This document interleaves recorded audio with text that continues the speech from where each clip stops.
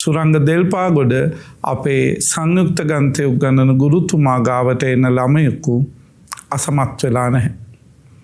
ඒ රහස මොකක්ද? ඒ ක්‍රමවේදය මොකක්ද කියලා අපි සුරංග සර්ගෙන්ම අහලා දැනගමු. ඔස ඇත්තටම මේ මෑත කාලෙදී අපිට ආපු ප්‍රශ්නයක් තමයි, ඒ කියන්නේ මේ දැන් ගොඩාක් ළමයිට තියෙන ප්‍රශ්නයක් තමයි මෙන්න මේ පේපර් සමාරු වෙනවා කියන එක. ඉතින් ඒක මේ මැත්ස් දැනුමක් තියෙන කවුරුනත් ඒ පේපර් සමාරු වෙනවා කියන එක පිළිගන්නේ නැහැ. ඇත්තටම දැන් ළමයින්ට පේනවා මේ මෑත කාලෙදී ආපු 2021න් පස්සේ පේපර් සමාරු වෙනවා කියලා. ඒකට හේතුව තමයි මෑත කාලෙදී තරගකාරීත්වය වැඩි නිසා මේ ඉසර් ඩිස්කෝ එක වැඩි කිරීමේ අරමුණින්, ඒ කියන්නේ පේපර්ස් එකක තරගකාරීත්වය වැඩි කරන්න පොඩ්ඩක් ඒ පේපර්ස් දෙන ක්‍රමවේදය පොඩ්ඩක් වෙනස් කරලා තියෙනවා. එතකොට දැන්ට ළමයින්ගේ බලන්නේ ඇත්තටම ළමයාගේ කටපාඩම් කරන ළමයෙක්ද මෙයා, නැත්තම් මෙයා දැනුම දන්නවද කියලා.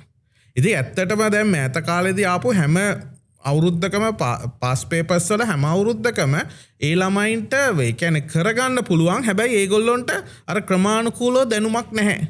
ඒ කියන්නේ නිරන්තරයෙන් වෙනස් වෙන ප්‍රශ්න ආවට පස්සේ ඒගොල්ලෝ අර කටපාඩම් කරපු ප්‍රශ්න වලින් උත්තර ලියන්න පුරුදු වෙලා තියෙනවා. එතකොට දැන් මම පේපර් මාකින් යන ගුරුවරයෙක් විදිහට මම දකිනවා ළමයා හැම වෙලාවෙම උත්සාහ කරන්නේ කලින් අවුරුද්දේ ප්‍රශ්නෙට උත්තරේ ලියන්න. දැන් සමහරු කලින් අවුරුද්දේ ප්‍රශ්නෙට මේ අවුරුද්දේ උත්තරේ ලියලා තියෙනවා. අහපු ප්‍රශ්නෙට නෙමෙයි උත්තර ලියන්නේ. ඒ කියන්නේ ළමයාගේ දැනුම නැහැ. ඒ තියෙන ගැටලුව හරියට ධාරණය කරගෙන ඒකට අවශ්‍ය උත්තරේ ලියන්න. ඉතින් ඒක නිසා ඉතින් හැම වෙලාවෙම ළමයෙක් පුරුදු වෙන්න ඕන. ඒ කියන්නේ කටපාඩම් කළා ගණන් හදන්න නෙමෙයි, එයාගේ දැනුම වර්ධනය කරලා ඒකෙන් ගණන් හදන්න.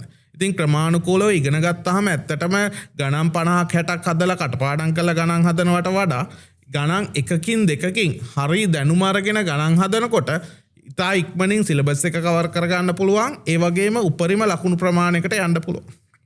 මගේ මොටෝ එක තමයි දැනුම අනුකලනය කර ප්‍රතිඵල අවකලනය කරන්න.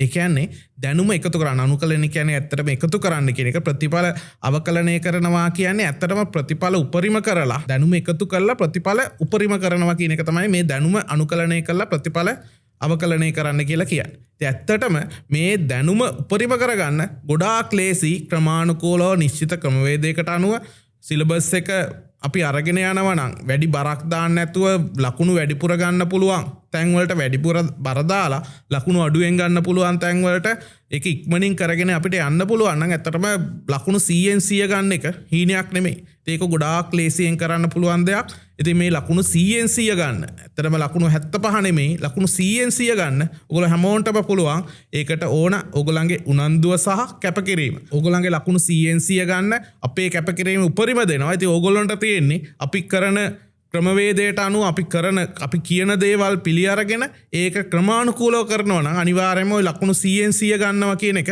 එච්චර ලොකු දෙයක් නෙමෙයි.